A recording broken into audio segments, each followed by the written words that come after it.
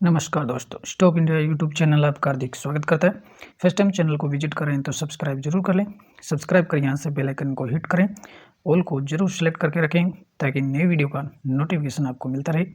और मित्रों, इस वीडियो में अपन चर्चा करने वाले हैं Q2 रिजल्ट्स की, और आज के लेटेस्ट जो Q2 रिजल्ट्स रहे हैं उनकी चर्चा इस वीडियो में अपन करेंगे। साथ ही में Q2 रिजल्ट्स वाली इन कंपनियों में कुछ मल्टीबैगर्स स्टॉक्स हैं, उनकी चर्चा इसके साथ ही करेंगे। साथ ही कंपनी के अपन बैकग्राउंड्स की और कंपनी के रिजल्ट के साथ साथ और कंपनी के सेक्टर की भी चर्चा और कितने रिटर्न्स इन्होंने पिछले 5 सालों में दिए हैं उसके साथ अपन इसमें कंपनी की चर्चा इसमें करेंगे। तो इसमें कुछ मल्टीबैगर शेयर्स हैं वो आपके सामने मैं रखने वाला हूं, और इनके Q2 जो रिजल्ट्स हैं वो भी अच्छे ही देखने को मिल रहे हैं। तो शुरुआत कर लेते हैं। सबसे पहले अपन रोजारी बायोटेक, और रोजारी जो बायोटेक है एक कहीं तो केमिकल सेक्टर की कंपनी है, लेकिन जिस तरह से केमिकल की कंपनियों ने बड़े रिटर्न्स दिए हैं उतने बड़े रिटर्न्स है वो रोजारी बायोटेक में देखने को नहीं मिल रहे हैं।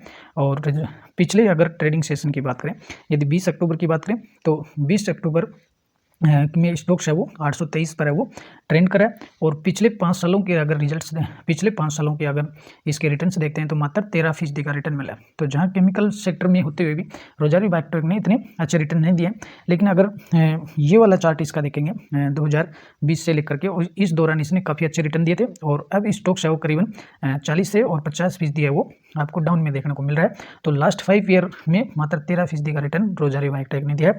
Q2 रिजल्ट्स की अपन चर्चा कर लेते हैं। तो सबसे पहले अगर देखें कंपनी का मार्केट कैप, तो कंपनी का जो मार्केट कैप है वो 4500 करोड़ का है। कंपनी है वो एक स्मॉल कैप वाली करेंगे कि कंपनी है वो स्मॉल कैप वाली कंपनी है, और तो इसमें काफ़ी बड़ी रिस्क है वो देखने को मिल सकते हैं, क्योंकि जिस तरह से अपन ने देखा स्टॉक्स में और काफ़ी स्टॉक्स में है वो काफ़ी बड़ी गिरावटें वो देखने को मिलती हैं, और जिस तरह की बड़ी तेज़ी के बाद में इन स्टॉक्स में एक बड़ा फॉल भी है वो देखने को मिलता है। नॉर्मली 50 से 60% और 50 से 60% आराम से यहाँ करेक्शन देखने को मिलता है। ओवरऑल देखें तो सेक्टर अच्छा है कंपनी का। और Q2 रिजल्ट्स की अपन बात कर लेते हैं। तो अगर स्टॉक्स का PE रेशो देखेंगे तो 38 का PE रेशो भी है।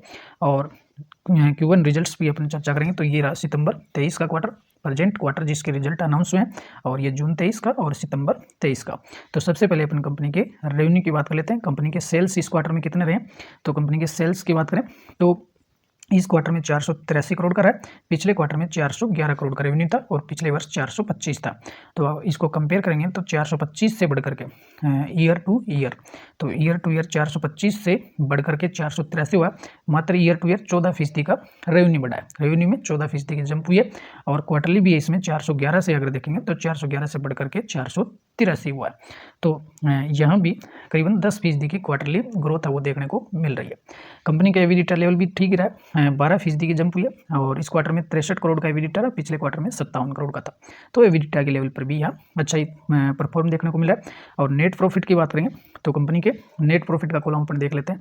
तो कंपनी का जो नेट प्रॉफिट रहा है इस क्वार्टर में 38% बढ़ करके और 33 करोड़ का रहा है। कितना रहा है? 33 करोड़ का। पिछले क्वार्टर में था 29 करोड़, और पिछले वर्ष था करीबन 24 करोड़ का। तो 24 करोड़ से बढ़कर के ईयर टू ईयर हुआ है 33 करोड़, और 29 क्वार्टर ऑन क्वार्टर 29 से बढ़कर के कितना हो गया है? 29 से बढ़कर के और 33 करोड़ का रहा है। तो यहाँ ईयर टू ईयर 38% का जंप है वो नेट प्रॉफिट में देखने को मिल रहा है। और इन सभी का रिफ्लेक्शन अपने को EPS में मिलेगा। EPS है वो 38% जंप हुआ है। 5.97 का EPS इस क्वार्टर में है, पिछले क्वार्टर में 5.3 का था। तो ओवरऑल परफॉर्मेंस है इस क्वार्टर का अच्छा हुआ है, अच्छा ही देखने को मिल रहा है। ईयर टू ईयर भी अच्छा ही देखने को मिल रहा है। और अब बात करेंगे BKT की और बालकृष्ण इंडस्ट्रीज की। और बालकृष्ण इंडस्ट्रीज की बात करें तो शुक्रवार के सेशन में यहाँ स्टॉक्स करीबन 1.5% से ज़्यादा है वो गिरावट में देखने को मिला। और लास्ट 5 ईयर के परफॉर्मेंस की बात करें तो पिछले 5 सालों में यहाँ करीबन 150% का रिटर्न देखने को मिल रहा है। और BKT है वो बालकृष्ण इंडस्ट्रीज काफ़ी बेहतर कंपनी है, अच्छे रिटर्न्स हैं इसमें आपको पहले भी दिए हैं और आगे भी इसमें मिलते रहेंगे, और अच्छा परफॉर्म कंपनी है वो करती है। क्वार्टरली रिजल्ट्स की बात करें तो क्वार्टरली रिजल्ट्स पर चलेंगे, उससे पहले कंपनी के मार्केट कैप की बात करें तो करीबन 49,000 करोड़ का मार्केट कैप है। कंपनी है वो एक यूँ कहें कि मिड कैटेगरी का स्टॉक्स है, और स्टॉक्स का PE रेशो है वो 46 का चल रहा है। तो हालांकि थोड़ा सा महंगा जरूर देखने को मिल रहा है। और प्रेजेंट क्वार्टर की बात करें तो ये सितंबर 23 क्वार्टर, जून 23 और सितंबर 22 का। कंपनी के रेवेन्यू की बात करें तो कंपनी के रेवेन्यू की देख लेते हैं। रेवेन्यू जो है वो कंपनी का रेवेन्यू 15% डाउन हुआ है और इस क्वार्टर में 2253 करोड़ का रहा है। पिछले वर्ष इसी तिमाही में 2658 करोड़ का रेवेन्यू था। तो ये ईयर टू ईयर है वो डाउन देखने को मिल रहा है, 15% डाउन हुआ। हालांकि क्वार्टरली ग्रोथ ठीक है इसमें, पिछले क्वार्टर में 2159 करोड़ था। तो ईयर टू ईयर 15% डाउन हुआ है रेवेन्यू और क्वार्टर ऑन क्वार्टर है वो ग्रोथ है वो ठीक है इसमें देखने को मिल रही है। एबिटा की बात करें तो एबिटा लेवल पर अच्छा परफॉर्मेंस है, 25% बढ़ा है और 533 करोड़ का एबिटा है। नेट प्रॉफिट है वो डाउन है, 9% डाउन हुआ है, 347 करोड़ का प्रॉफिट इस क्वार्टर में, पिछले क्वार्टर में 332 करोड़ था और पिछले वर्ष है वो इसी तिमाही में 382 करोड़ था।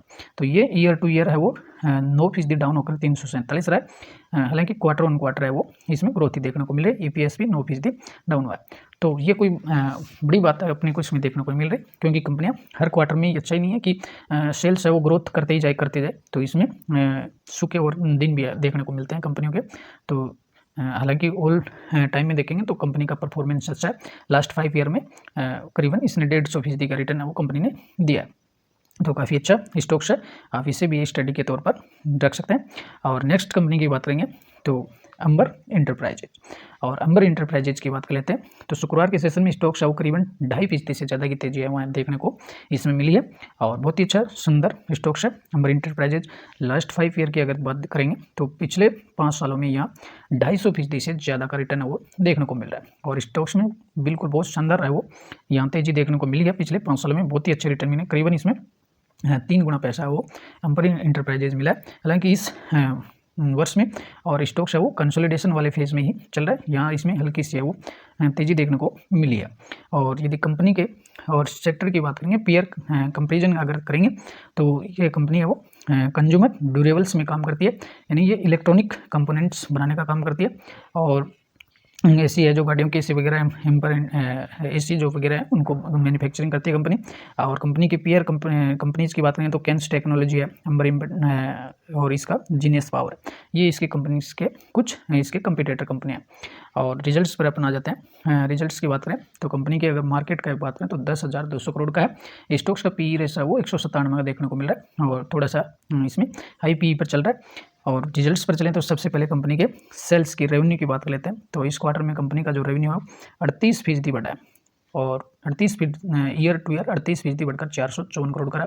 पिछले क्वार्टर में 1198 करोड़ का था। तो पिछला क्वार्टर है बहुत ही शानदार रहा था और हालांकि ये ईयर टू ईयर है वो 38% बढ़ा है, लेकिन क्वार्टरली करीबन इसमें आधा 50% तक का वो रेवेन्यू कम हुआ है। एवरेज लेवल पर भी देखेंगे तो एवरेज 373% रहा है। नेट प्रॉफिट है वो डाउन रहा है, 28% ईयर टू ईयर डाउन रहा है। और कंपनी ने नेट जो प्रॉफिट है वो यहाँ प्रॉफिट की बजाय लॉस लगाया 30 करोड़ का। और हालांकि पिछला जो क्वार्टर था उसमें 22 जो करोड़ का था प्रॉफिट था और पिछले वर्ष 23 करोड़ का लॉसेस था। और ईपीएस की बात करें तो ईपीएस भी है वो माइनस में देखने को मिल रहा है। तो ये जो क्वार्टर कंपनी का इस क्वार्टर में परफॉर्मेंस है बहुत ही खराब देखने को मिल रहा है। पिछले क्वार्टर में बहुत ही शानदार परफॉर्मेंस था। तो हर क्वार्टर वो कंपनी है वो अच्छे परफॉर्मेंस नहीं कर पाती है। तो हालांकि अगर लॉन्ग टर्म के लिहाज से देखेंगे तो लॉन्ग टर्म के लिहाज से कंपनी काफ़ी बेहतर कंपनी है, आप इसे भी अपने स्टडी के रूप में देख सकते हैं। और अगले अगर कंपनी की बात करेंगे तो राजरत्न ग्लोबल वायर, और राजरत्न ग्लोबल वायर एक मल्टीवैगर शेयर अपन देखेंगे। इसमें पिछले 5 सालों की अगर आप रिटर्न इसके देखेंगे तो पिछले 5 सालों में स्टॉक्स है वो 2150% का रिटर्न दिया। और ये जो जर्नी है कंपनी के बहुत ही शानदार जर्नी है। हालांकि अभी स्टॉक्स में वो 10 से 20% करेक्शन हुआ है। और पिछले इस में देखेंगे तो ये कोरोना का जो गिरावट भी आपको इसमें देखने को मिलेगी।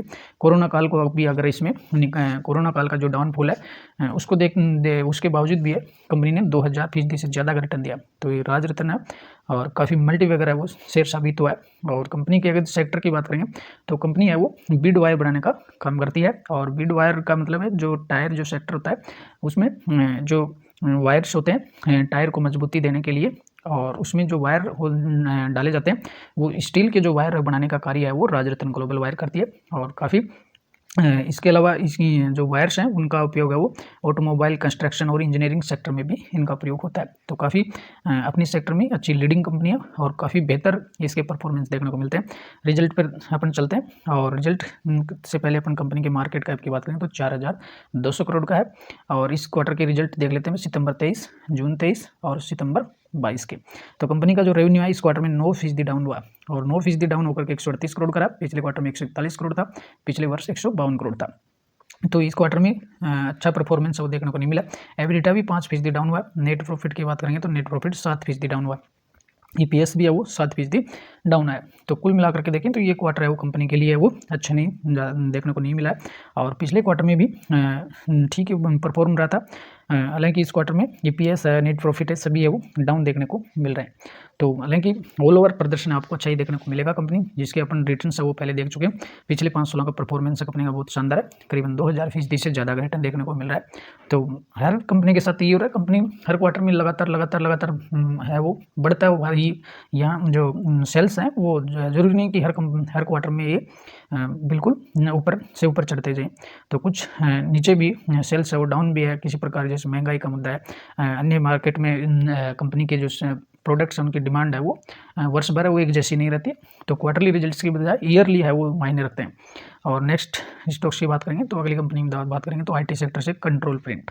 और कंट्रोल प्रिंट की बात करें तो शुक्र के सेशन में यहाँ भी 1.5% से ज़्यादा की गिरावट देखने को मिली है। हालांकि ऑल ओवर IT जो सेक्टर है उसमें IT सेक्टर है वो एक मंदी के दौर से गुजरते हुए देखने को मिला है और पूरे IT सेक्टर में ही है वो काफ़ी रिकवरी नहीं हुई अभी तक। और यदि लास्ट 1 ईयर की बात करेंगे तो इस साल में 105% से ज़्यादा का रिटर्न है वो कंट्रोल प्रिंट ने दिया है। और लास्ट 5 ईयर की बात करेंगे तो पिछले 5 सालों में 135% से ज़्यादा का रिटर्न दिया है। तो कंपनी ने और IT सेक्टर में कमज़ोर जो परफॉर्मेंस के बावजूद भी यहाँ स्टॉक्स ने अच्छा परफॉर्म किया। तो IT की अगर बड़ी दिग्गज कंपनियों को अगर छोड़ दें, निफ्टी 50 वाली या लार्ज कैप को अगर छोड़ दें, तो स्मॉल और जो मिड जो कैप की कंपनियाँ हैं उन्होंने इस साल के अंदर काफ़ी अच्छा यहाँ दिया है, इसने परफॉर्मेंस देखने को मिल रहा है। और यदि कंपनी के पीयर्स की अपन बात करें तो कंपनी वो IT सेक्टर IT हार्डवेयर में काम करती है और कंप्यूटर हार्डवेयर में मैन्युफैक्चरिंग कंपनी करती है। कंपनी के पीयर्स में बात करें तो कंपनी जो पीयर जो कंपनी है उनमें नंबर 1 पर देखने को मिल रही है। और पीयर में जैसे AGS ट्रांजेक्ट है, TVS इलेक्ट्रिका, SCL इन्फोसिस्टम्स है, कम्यूज इन्फो, WEP सॉल्यूशंस है। तो कुछ ये इसके कंपटीटर कंपनियाँ हैं, कंपनी है वो नंबर 1 देखने को मिल रही है। और कंपनी का जो मार्केट कैप की अगर देखेंगे अपन तो रिजल्ट्स पर आ रहे हैं अपन। तो रिजल्ट्स की बात करें उससे पहले कंपनी का मार्केट कैप है वो मात्र 1360 करोड़ का है, यानी कंपनी है वो स्मॉल कैप वाली कंपनी है। तो इस कंपनी में जिस तरह से बड़ी तेजी आती है वैसे इनमें गिरावट भी देखने को मिल रही है। तो ये एक सावधानी इनमें सावधानी है वो होती है, देखने के लिए रहती है। तो अब रिजल्ट्स की बात करें तो इस क्वार्टर में कंपनी का जो सेल्स है 21% बढ़ करके 86 करोड़ का रहा है। पिछले क्वार्टर में 83 करोड़ का था और पिछले वर्ष वो 71 करोड़ का था। तो ये ईयर टू ईयर है वो 21% बढ़ा है और क्वार्टरली भी ज़्यादा ग्रोथ नहीं आई है, 2 से 3% की ग्रोथ है। एबिटा लेवल पर भी अच्छी ग्रोथ है, 16% बढ़ा है। और नेट प्रॉफिट है वो 24% बढ़ करके 14 करोड़ का रहा है। पिछले क्वार्टर में 14.5 करोड़ का था और पिछले वर्ष 11 करोड़ का था। तो जो नेट प्रॉफिट है वो क्वार्टरली तो लम्स बराबर है, लेकिन ईयर टू ईयर इसमें ग्रोथ देखने को मिल रही है। EPS वो 26% बढ़ा और 8.8 का EPS है। पिछले क्वार्टर में 8.81 का था, लगभग बराबर ही है। और पिछले वर्ष से है वो यहाँ 2 अंकों की ग्रोथ देखने को मिल रही है। ऑल ओवर देखेंगे तो IT के और लार्ज कैप कंपनियों की तुलना में कंट्रोल प्रिंट ने अच्छे ही रिजल्ट इसने दिए। तो इसमें बने रहिए और इसे भी अपन वॉच लिस्ट में करना चाहें तो कर सकते हैं। नेक्स्ट कंपनी की बात करेंगे तो डोडला डेयरीज के, और डोडला डेयरीज के भी Q2 रिजल्ट्स है वो आज अपडेट हुए हैं। और कंपनी है वो हाल ही के वर्षों में लिस्ट हुई है। और बात करें इसकी शुक्रवार के ट्रेडिंग सेशन की बात करें तो कंपनी ने यहाँ स्टॉक्स है वो करीबन आधे फीसदी के आसपास गिरावट में देखने को मिला है। और कंपनी है वो न्यू लिस्टेड कंपनी है और कंपनी है वो 2021 के 2 जुलाई 2021 को ये कंपनी लिस्ट हुई थी। हालांकि उसके बाद से इस 2 साल के पीरियड में कोई बड़े रिटर्न अभी तक नहीं मिले, मात्र इसमें 2021 से 17% का रिटर्न इसमें देखने को मिला है। और ये जो रिटर्न ये भी इस वर्ष 2023 के वर्ष में देखने को मिले। यहाँ ये जो एक उछाला है, बाकी और ऑल ओवर देखेंगे तो चार्ट है वो फ्लैट ही देखने को मिला है। जैसी जो 2021 में जितनी लिस्टिंग हुई थी उसके आसपास ही स्टॉक्स अभी देखने को मिला है, कोई बड़ी तेजी अभी तक नहीं मिली है। और कंपनी कि अगर पीयर की बात करें तो कंपनी का जो सेक्टर FMCG है और फूड प्रोसेसिंग में कंपनी काम करती है। और रिजल्ट्स की ओर देख लेते हैं अपन। रिजल्ट्स देखें उससे पहले कंपनी की मार्केट कैप करीबन 4000 करोड़ का है। इस क्वार्टर में कंपनी का रेवेन्यू 10% बढ़कर के 768 करोड़ का है। पिछले क्वार्टर में 823 करोड़ था और पिछले वर्ष इसी तिमाही में 95 करोड़ था। तो ये ईयर टू ईयर है वो 10% ग्रोथ हुई है और क्वार्टरली है वो ग्रोथ है वो डाउन देखने को मिल रही है। एबिलिटा भी 29% बढ़ा, नेट प्रॉफिट है वो 11% बढ़ करके 43 करोड़ का रहा। पिछले क्वार्टर में 35 करोड़ का था नेट प्रॉफिट, पिछले वर्ष 39 करोड़ का था। तो ये ईयर टू ईयर है वो 11% बढ़ा और क्वार्टरली भी इसमें 6 से 7% की ग्रोथ है इसमें देखने को मिल रही है। EPS है वो 11% बढ़ा। ओवरऑल अगर डोडला डेयरी के रिजल्ट्स की बात करें तो रिजल्ट्स है वो ओके ये कोई बड़ा उलटफेर इसमें देखने को नहीं मिल रहा है। तो ये भी न्यू लिस्टेड कंपनी, आप इसे भी अगर चाहें तो इसे भी स्टडी के तौर पर आप देख सकते हैं। कोई रिकमेंडेशन नहीं है, पैसा भी आपका ही लगना है, इसलिए सोच समझ कर और इन्वेस्टमेंट करें। Q2 रिजल्ट्स है वो लॉन्ग टर्म के इन्वेस्टमेंट के जर्नी के लिहाज से आप इनको कंसिडर कर सकते हैं इन्वेस्टमेंट से पहले, और कंपनीज के पूरी स्टडी जरूर करें।